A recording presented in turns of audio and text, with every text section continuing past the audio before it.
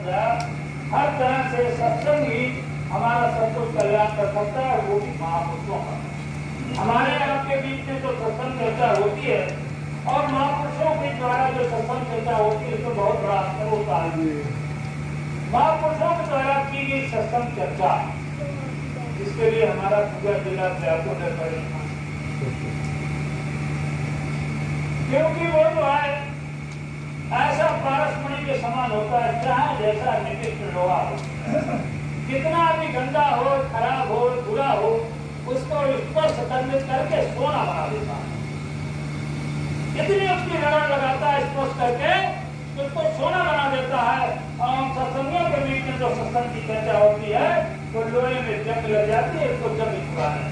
और ज्यादा को लग गई चुका देने वाले खत्म हो जाए, जंगल में चुका। इसलिए रोजाना गुरु महाराज ने कहा, देखभाल लगाने के लिए रोजाना कहा, बिना नागा रोजाना सुमरन ध्यान भजन करना। तो बात ध्यान तक की आई थी, रह गया भजन। भजन करते हैं ये बात जो आप जो भी ढोलक ताल मंजीरा और जो भी तरह तरह के बात जैसे बनते हैं, ये सब कहाँ की नकल है। कहाँ की कोई ऊपर से जो अनाथ वाणी अनवरत 24 घंटे हमारे अंदर के कान में बराबर आ रही है, उसमें कोई रुकावट नहीं। केवल हमको सुनाई इसलिए नहीं दे रहा कि कर्मों का लगातार लगा हुआ, उस करने के लगातार को धोने के लिए, सफाई करने के लिए गुरु महाराज के ने कहा कि रोजाना बिना नागा सुमरन ध्यान भजन करो। और शाम को जब लेटने जाओ तो दिन में किए हुए अच्छे बुरे कार्यों की माफी रोजाना मांगो। तो उससे क्या है कि रोज की वो माफी से गुरु महाराज कहा जाएगा। और रोजाना माफी मांगो, रोजाना आपको माफी मिलेगी। और इधर जो आप सुमरन ध्यान भजन रोजाना लगाओगे, उससे पिछले कर्मों की सफाई होगी। अब रही बच्ची कसर, अगर तो उसमें भी कसर रह जाती है, तो उसके लिए गुरु महाराज ने बताया कि संत महात्माओं की सेवा का गौरव बता देगा, तरह तरह की सेवाएं। और बताते तो ये है कि जिस अंग से अपराध हुआ है, उसी अंग की सेवा की जाए, उसका माध्यम कुछ भी बनाया जाए। अब कैसा माध्यम बताया आपको, एक घर के प्रोग्राम हो के बाबा जी अब तो दोनों होता, लेकिन मुझे लोग बाबा जी कहते हैं। उन्होंने एक प्रार्थना सुनाई का नाम है, कहानी सुनाई। उन्होंने कहानी सुनाई थी कि दो दोस्त थे, तो दोनों अपनी जगह उठे कि चलो भाई फलानी जगह सत्संग हो रहे, तो सत्संग होने देते। तो बोलो यार सत्संग का वेट करना तो हो जाएगा, वो चलो और तो नौटंकी दिखाएंगे, जाओ भाई तुम नौटंकी देखो, आपको सत्संग बनाएंगे। और सत्संग में पहुंचे अपने जगह हो जा रहा था करके उन्होंने तो सुनाया, और ये खुदा ना मालूम कहाँ जाए। हकीकत है क्यों कुछ ना करूँ, क्यों किताब को पढ़ के सुनाना तो है सुनाना। अब किताब पढ़ के आओ ना, शब्दों का खेल है सब। बताया गुरु महाराज ने शब्द से भी सब कुछ बना है, शब्द शब्दों से शब्द से बुरा बनता है, और शब्द का शब्द से संबंध होता है। तो उस शब्द के संबंध से ही हमारा शब्द जुड़ता चला जाता है, और आगे जो बात में उस शब्द से जो संबंध जुड़ा उसकी बात करते, उससे अगले शब्द में जो संबंध जुड़ा उसकी बात करते। तो वो दोनों चल गए। एक पहुंचा नौटंकी में, मैंने नौटंकी पहुंचे तो हूं को गए सुल्ताना नाम वालों रोजाना को फिर दिखाओ तो कैसे 2000 रुपए को दिखाओ, फिर जाते जाते सफल चले जाते, जाते जाते सफल चले जाते। दूसरों को सफल बनाओ, पाने से पहले तो कन्या खाते ही हो जाएगा, और कोई देखो दिखाते रहा, जाते जाते नौटंकी चले जाते। और ब्रह्मा जी की परंपरा तेजी से चलती है, उनकी कर्म रुकती नहीं है। तो बहुत ऐसे कभी कोई विशेष बात हो जाती है तब रुकती है, तो ब्रह्मा जी की कर्म रुकती नहीं। तो उन्होंने जो सत्संग में बैठा था उसकी नौटंकी निकली, जो नौटंकी बैठा था उसका पत्नी। अब यहाँ सत्संग में बैठे भाव में दूसरी जगह ले जाओगे तो वहां का भाव लिखा जाएगा, यहाँ पर नहीं लिखा जाएगा। तो ये सत्संग ये मालिक की बड़ी मौज से मिलता है, बिना गुरु की दया कृपा से सत्संग मिलता नहीं। और सब चीजें तो मिल रहे हैं, पंजाब में और सारी चीजें मिल रही हैं। तो सबसे मुख्य चीज है सत्य। सत्य ही बनाता है, सत्य ही गिराता है। सत्य हमको ऊपर पहुंचाता है, सत्य हमको नीचे गिराता है। जब हम अच्छे शब्द बोलेंगे तो हमको लोग पकड़ेंगे, और गलत शब्द बोलेंगे तो लोग हमको धक्का देंगे। जितना दूर कर सकते हैं उतना दूर करेंगे, जैसे कर सकते हैं वैसे करेंगे। तो शब्द का खेल है, शब्द ही बिगाड़ता है, शब्द ही बनाता है, और शब्द की ही सारी रचना है। तो गुरु महाराज ने ये सारी चीज शब्द के ऊपर लगाई है, और शब्द को ही हम भूल जाते हैं। वही चीज गुरु महाराज ने, क्योंकि शब्द हमसे छूट गया। गुरु महाराज ने बताया कि जब जीवात्माएं ऊपर से उतारी गई थी तो उनको समझाया था ध्यान पुरुष ने कि देखो तुम ये शब्द की डोर को पकड़े रहना, उसको छोड़ना नहीं, और जब चाहो तो शब्द की डोर पकड़कर जिस मंडल में जहां जाओ भ्रमण करो, भ्रमण करके फिर अपने शरीर में वापस आ जाओ। लेकिन काल पुरुष ने कर्मों का ऐसा विधान बनाया कि वो धीरे धीरे कर्मों का जाल हमारे ऊपर फंसता चला गया, कर्मों का दरवाजा लगता चला गया, वो शब्द हमारा छूट गया, वो शब्द छूट गया। मन हमारे साथ जोड़ दिया गया रास्ते में, और मन भी यहाँ नीचे जब गया जिस सुख में वो रहता था, मन जिस मन जो है ब्रह्मलोक से आया। जब जीवात्मा ऊपर से उतारी गई थी तो बिल्कुल निखालिस थी, इसके ऊपर किसी का कोई आवरण नहीं चढ़ा था।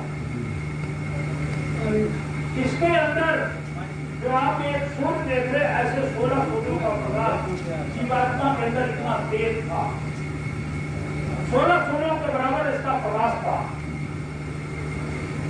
जब जीवात्मा पारब्रह्म के देश के बाद ब्रह्म देश में ब्रह्म देश की आवाज को पकाकर नीचे जब उतारी गई तो इसमें इतना प्रकाश था, इसके ऊपर इतना तेज प्रकाश था, तो ब्रह्म लोक में इसके ऊपर एक घीना कपड़ा शब्द स्पर्श रूप गंध का 5 तत्वों का घीना कपड़ा पहना दिया गया, एक आवरण डाल दिया गया इस जीवात्मा के ऊपर। एक गंध आपका जलता है जिसके ऊपर एक पहला कपड़ा हल्का लपेट दिया गया, हल्का लपेटा गया तो उसमें से रोशनी, क्योंकि हल्का लपेटा तो रोशनी काफी तेज निकल गई।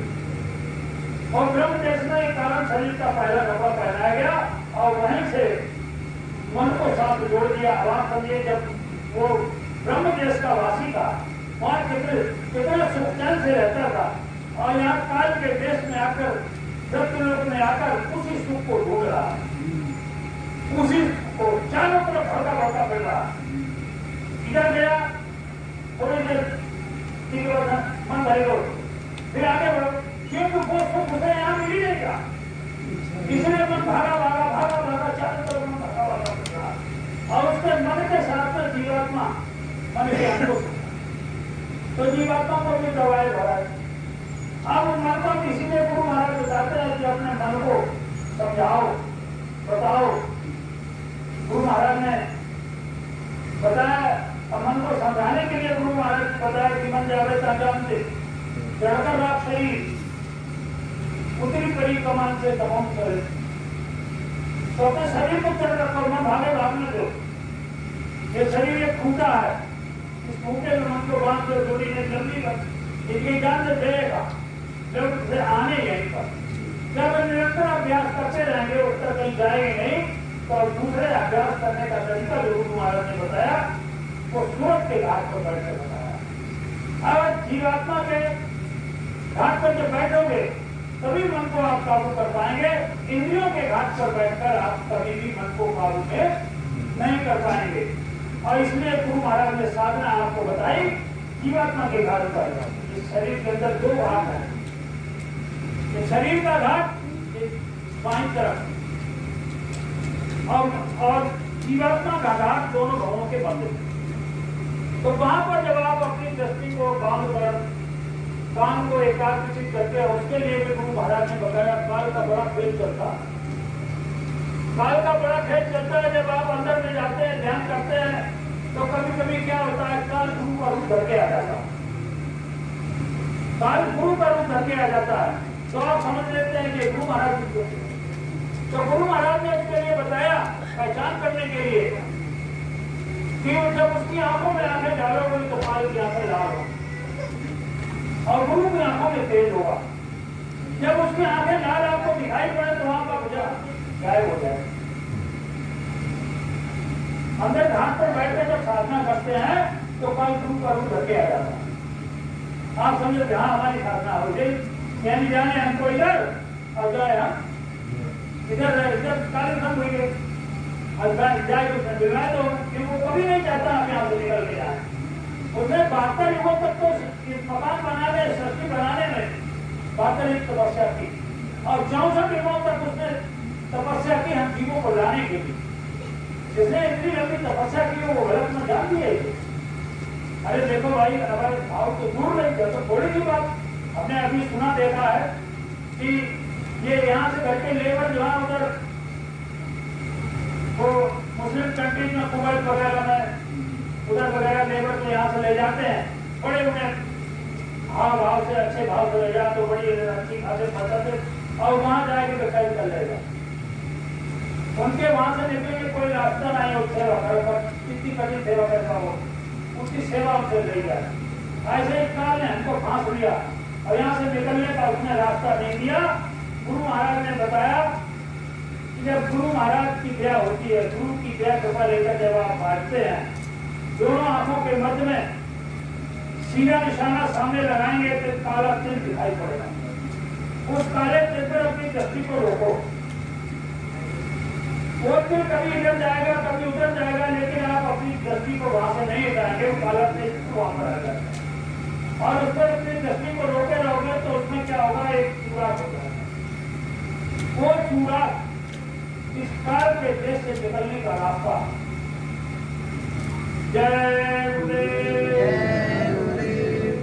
काल के देश से निकलने का रास्ता है।